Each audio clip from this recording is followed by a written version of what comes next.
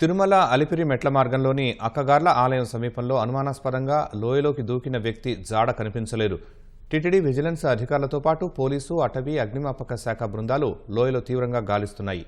అక్కగార్ల ఆలయం సమీపంలో వ్యక్తి లోయలోకి దూకినట్లు వచ్చిన సమాచారంతో రెస్క్యూ బృందంతో గాలింపు చేపట్టామని అధికారులు తెలిపారు. వ్యక్తి లోయలోకి దూకినట్లు ఎటువంటి ఆనవాళ్లు లభించలేదన్నారు. సీసీ కెమెరాల దృశ్యాలను పరిశీలించి తదుపరి చర్యలు చేపడతామని అధికారులు తెలిపారు. మార్నింగ్ 9 o'clock 9:30 ఆ టైంలో ఇక్కడ అక్కగార్ల గుడి సమీపంలో ఒక భక్తుడు కిందకి లోయలోకి దూకాడని సమాచారం నిమిత్తం మేము ఇక్కడికి రావడం జరిగింది. మేము police department, fire department, forest department అందరం కూడా లోపలికి వెళ్ళి చెక్ చేయడం జరిగింది. బట్ ఎక్కడ కూడా భక్తుడికి ఆనవాళ్ళు కానీ ఎక్కడ కూడా కనిపించలేదు.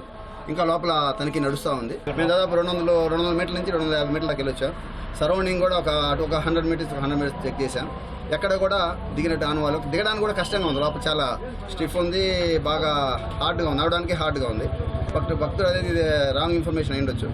కానీ చూస్తాం, చెక్ చేస్తాం. మా చర్య చెకింగ్ అయితే చేస్తాం. తిరుమల నుంచి తిరుపతికి వెళ్తా ఉన్నాడు. తిరుమల వెళ్ళే భక్తులు చూసి చెప్పడం జరిగింది.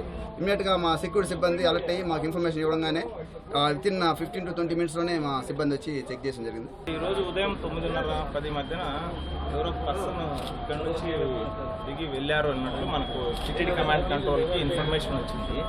ఆ ఇన్ఫర్మేషన్ బేస్ చేసుకుని మేము టీటీడీ విజిలెన్స్, ఫారెస్ట్ వాళ్ళు సుమారుగా ఒక 300 మీటర్ల డెప్త్ వరకు వెళ్ళాము. ఇక్కడ కూడా ఏ పర్సన్ అయితే ఎవరు ఆనవాళ్ళు లేవు. మళ్ళీ ఒకసారి సీసీ కెమెరా ఫుటేజెస్ వెరిఫై చేసి